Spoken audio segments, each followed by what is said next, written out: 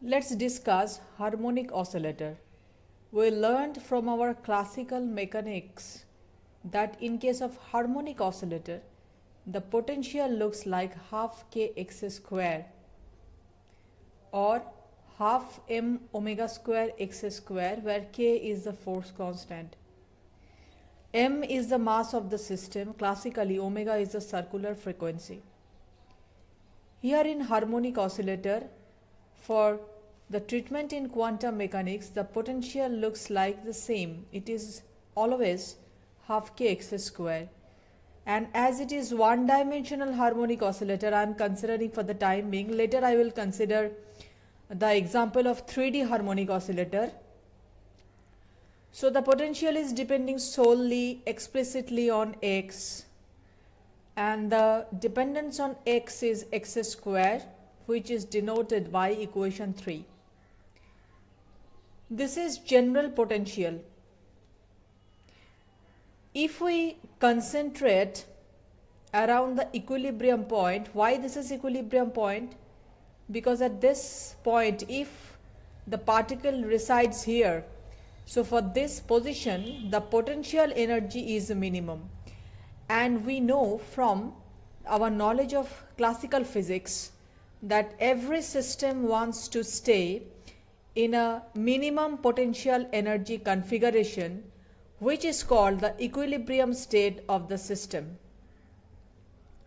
Classically, this was my force law. This was the equation. When I solve the equation, I get this type of solution. Let's solve it quantum mechanically. If we consider the region in the vicinity of the equilibrium, and if we just extend these two portions, it will look like a parabola. Because harmonic oscillator is basically a parabolic type of function, because in parabola this is the shape, geometric shape, and the equation is y square equal to 4 some constant into x, that is, there are two variables of which one is having power of 1, other is having power of 2. Similarly, if we look into these two variables, one is v, potential, and the other is x. So one variable is having power 2, other variable is having power 1. So it is a parabolic type of potential. Practically, we will consider this as local minimum, and around this local minimum our potential is approximately parabolic. Now let's expand our potential in Taylor series expansion about the minimum. The minimum position is, I call x0. If I do Taylor series expansion of the potential Vx, it looks like this. This is my constant. Constant does not alter physics. This is first derivative. I am interested in this. So we restrict ourselves, as we need to consider a parabolic potential, we restrict ourselves to this term.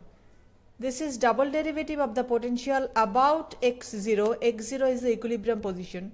So this is itself a constant. And this is variable, that is x variable square. And potential is having power 1 as index. So this is my mathematical expression of the potential. In classical physics, if we have a spring mass system, we consider that as harmonic oscillator. But in quantum physics, if an electron is here and it vibrates like this about its own equilibrium position, sometimes it's like this, sometimes it's going in this side. Keeping in mind that the amplitude of vibration is small, then we can consider this electron, or it may be atom or molecule, which is vibrating in a small amplitude,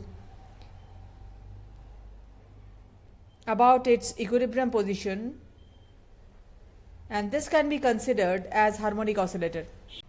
Now our problem is to solve the Schrödinger equation for this type of potential. My potential is denoted by equation 4 here, and the time independent Schrödinger equation looks like equation 5. It is, in the left hand side we have the Hamiltonian, which is a summation of kinetic energy term and the potential energy term. Right hand side I have energy eigenvalue E and the state psi. P is an operator, P is a momentum operator, and it is equal to h cross by I ddx. If we make P square, I will get this, like P square equal to minus h cross square d2 dx square, and my kinetic energy term, this is my kinetic energy term. I know that kinetic energy is P square by twice m. So if I put the value of P square in the kinetic energy term, P square equal to minus h cross square d2 dx square. So the kinetic energy term will become h cross square by twice m d2 dx square, like this. This is potential half m omega square x square, and psi is the wave function. I have just written the Hamiltonian in a more compact form in kinetic energy plus potential energy. Then I have taken 1 by twice m common, and I am left with the P square and h hat square, P hat square and h hat square term.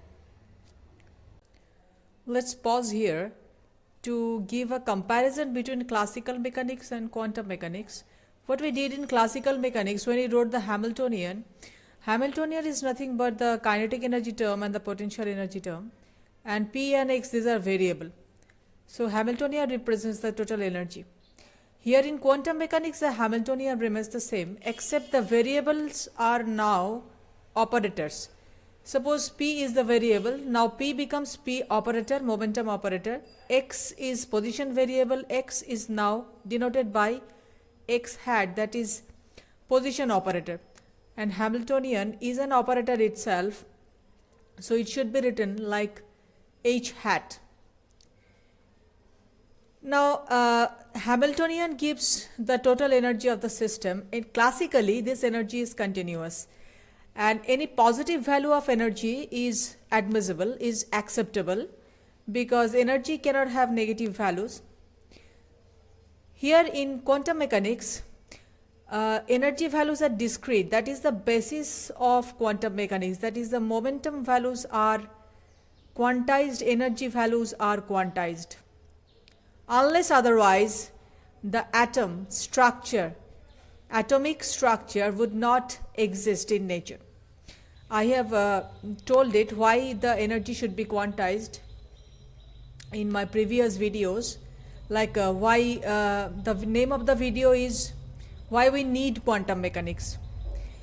In classical mechanics, E equal to 0 is allowed. Suppose the kinetic energy is 0 and the potential energy is 0 separately, which gives me total energy equal to 0. But in quantum mechanics, we cannot have energy equal to 0, that is Hamiltonian equal to 0, because that would make position and momentum both simultaneously equal to 0. That is not possible. That is forbidden by uncertainty principle. We cannot have both position equal to 0 and momentum equal to 0. Let's come to quantum mechanics. In quantum mechanics, we have this Hamiltonian H equal to P square by twice m plus half m omega square x square. Any dynamical variable means it could be position, it could be momentum. Why it is dynamical? Because it is changing with time. Now any dynamical variable can be a function of position and momentum.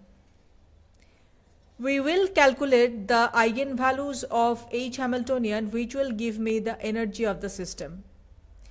And states of the systems are given by, states means whereabout of the system, where the particle is, what is the angular momentum of it, what is its spin. All these things are mentioned in wave function.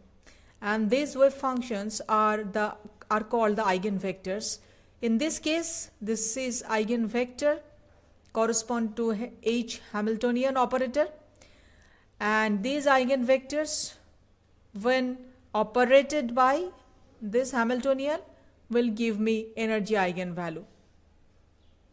And for any arbitrary state, we need to calculate expectation value of this Hamiltonian. Now let's take expectation value of energy. Psi is an arbitrary state, so in arbitrary state we need to find out the expectation value.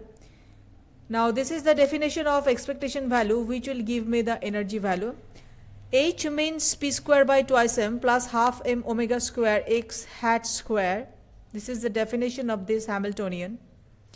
Now I am evaluating these two terms separately. I am here defining del p square. This is the variance or uncertainty, this del p.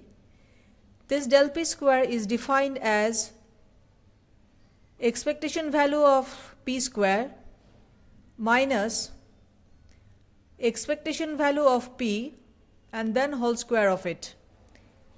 Now expectation value of p is always a real number because p is momentum.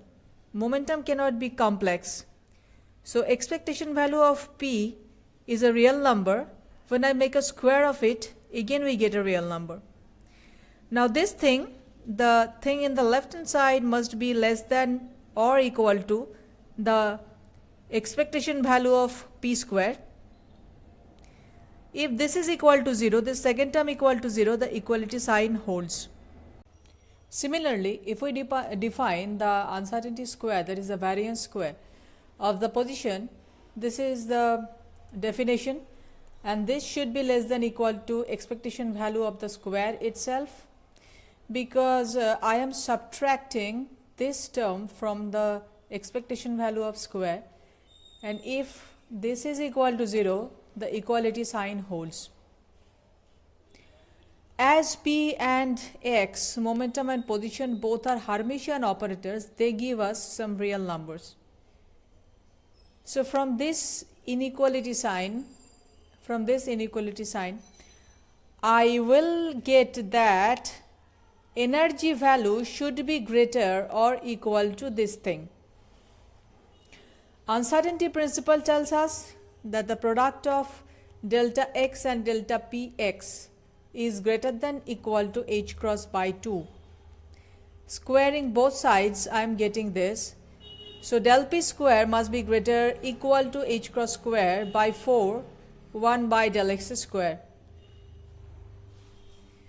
So energy value should be greater or equal to this thing.